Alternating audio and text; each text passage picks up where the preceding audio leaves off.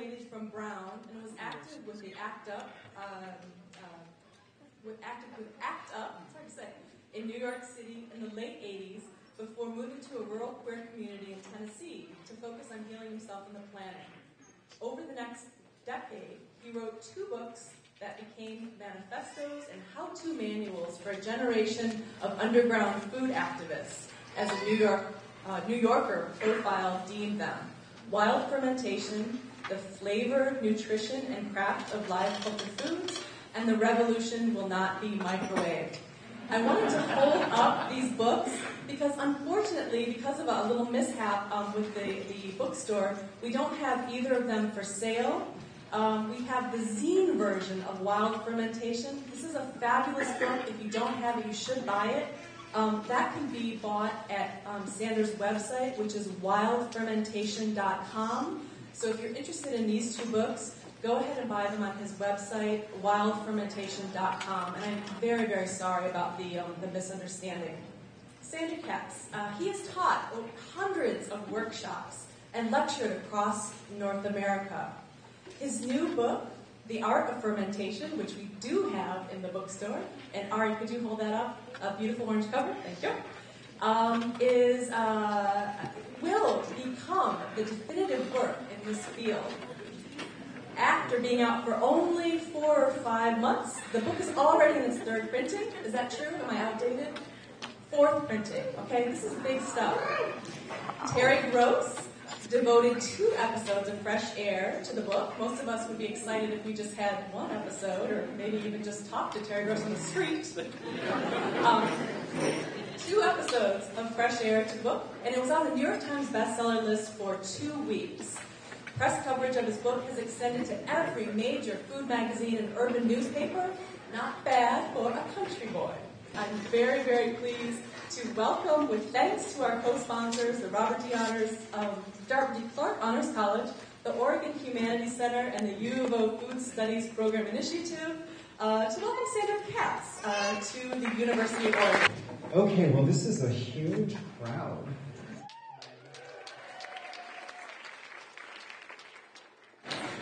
Thank you all for coming out tonight. I have to admit, really most of the public speaking that I do, I have a head of cabbage and a cutting board and a crock in front of me, and I always feel a little bit naked when I speak to a large group of people without that. So anyway, I'm going to try my best, and I'm going to try to talk about some really big picture issues that fermentation relates to.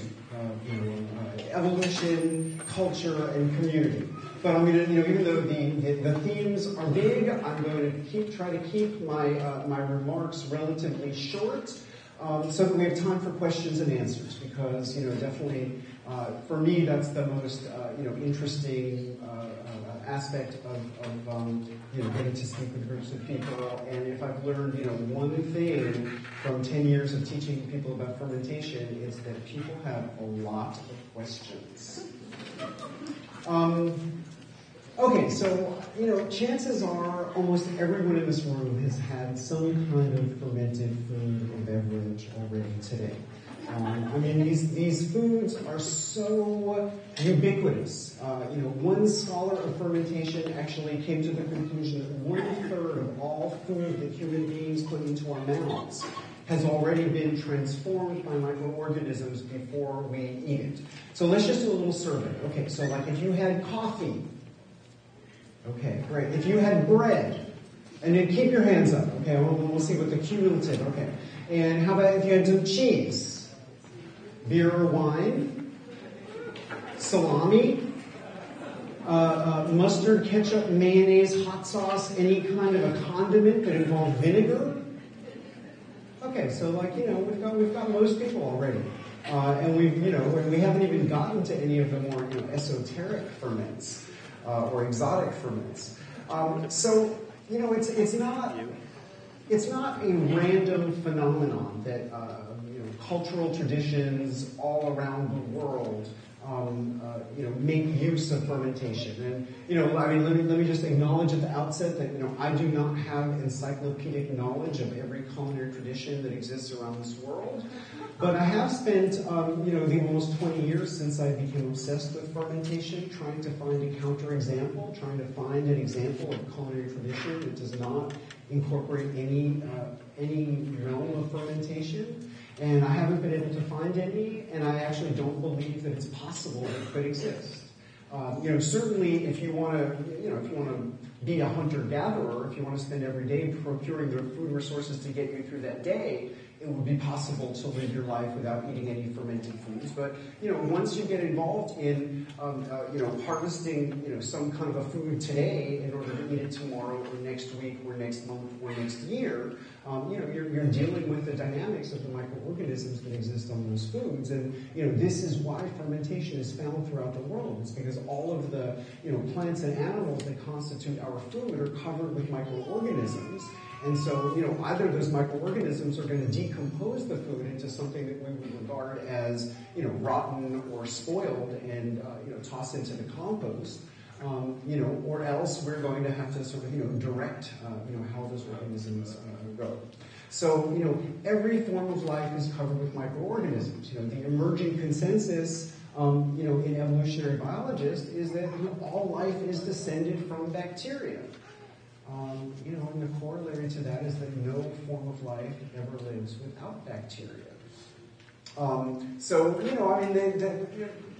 Obviously we don't know the origins of human life. It seems like, the emerging consensus is that, in ancient, basically like, one type of single-cell organism consuming another type of single-cell organism became institutionalized as, what are called eukaryotic cells, cells with nuclei, of which all animals, plants, and fungi are descended.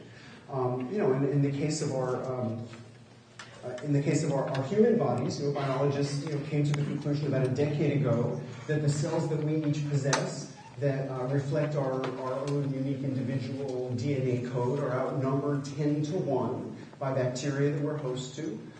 These bacteria have been in the news quite a bit this year because of the Human Microbiome Project. So, in the 90s, there was the Human Genome Project, where, the human genome was mapped. And, kind of as soon as they got to the end of that, they realized, well, this is actually of limited value.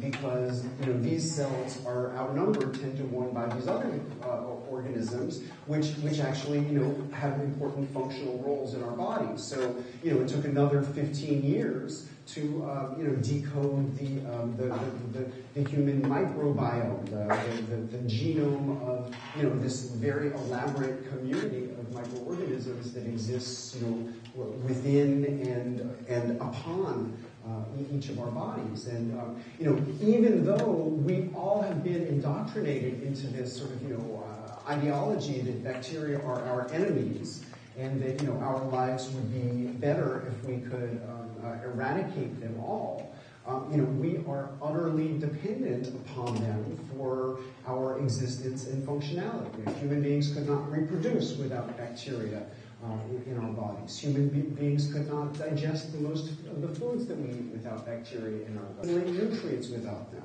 They synthesize certain essential nutrients for us. And it is being increasingly recognized and understood that it's the bacteria in our gut that regulate what we would call our immune function. Some research that was published this year demonstrated that when you have bronchitis, an infection in your lung, and your body mounts an immune response and sends white blood cells to sort of surround and isolate that infection and kind of swallow it up and digest it and make it disappear, then it's actually gut bacteria that are mediating that response. The latest frontier is brain chemistry. It has not been definitively demonstrated in human beings, but in mice it has been demonstrated that serotonin, that the chemical that regulates how we feel, is actually regulated by bacteria in our gut. So there's all these ways in which the bacteria that we carry around with us are essential to our functionality. And yet we continue to receive the indoctrination that I call the war on bacteria, the idea that bacteria are just uniformly bad and should be destroyed. And I think that the most vivid illustration of this is the marketing of antibacterial soaps. I mean, is there anything sexier that a soap manufacturer can write on a container of soap than that it kills 99.9% of bacteria? And does anyone really believe that fewer people are getting sick because everybody's washing their hands with these chemicals that are broad spectrum, antibiotic chemicals? As a matter of fact, the largest organized voice in opposition to the household use of antibacterial cleansing products is the American Medical Association. Because they recognize that it is really hastening this problem of the bacteria, which mutate and evolve very, very quickly. They're developing resistance to these compounds that actually do have useful application. You do want the surgeon who's about to, put her hands inside of you to, wash with products like this that work. And yet because, every university and nursery school and church is using these chemicals, they're just becoming less effective. But anyway, so the war on bacteria and through manifestations of the war on bacteria, antibacterial cleansing products, antibiotic drugs, which, in lots of individual cases, they may indeed be life-saving, but across the human population, they're just wildly overprescribed, more so than in human beings, and animals in confinement agriculture are just pumped up with huge amounts of antibiotics. There's an accumulation of these compounds in the water that we drink. The water also has chlorine, that is a compound that's put in precisely to kill bacteria. So, in the war on bacteria, our bodies are literally a battleground, and, we have constant exposure to compounds that kill bacteria, even though they are essential to our functionality. Now, human beings are not the only living creatures that depend upon bacteria, and every plant, as reliably as every animal, is covered with microorganisms, and so they're part of the context for our food. And, and as I said earlier, either they will decompose our food into something that is not at all appealing, or, really millennia ago, before anyone had the ability to identify particular microorganisms, people observed how under different storage conditions, the microbial development would be such that the food becomes more stable, or it becomes more digestible, or it becomes more delicious. And so, people just through observation learned how to manipulate environmental conditions in order to guide microbial growth so that, it enhanced our foods in various ways rather than degrading them. And, we could think of, coexistence with microorganisms as being a biological imperative. And then the fermentation arts really are our, human cultural manifestations of this biological imperative. And, really that's why fermentation exists all around the world. And I would actually go so far as to say that, agriculture would not make any sense without fermentation. And how could people ever invest their energy into crops that are ready at a certain moment of the year if they didn't have some ideas about how to preserve those crops to feed them for the rest of the year. Okay, so let me talk a little bit about culture. So culture is this big word that has lots of different layers of meaning. And, at one level, anyone who works in a biology lab, understands that, you're always culturing cells. You've got petri dishes, you've got, agar or other kinds of nutrients, and you're culturing cells. And then in the realm of fermentation, we would talk about, individual organisms, or more frequently communities of organisms that we call those cultures.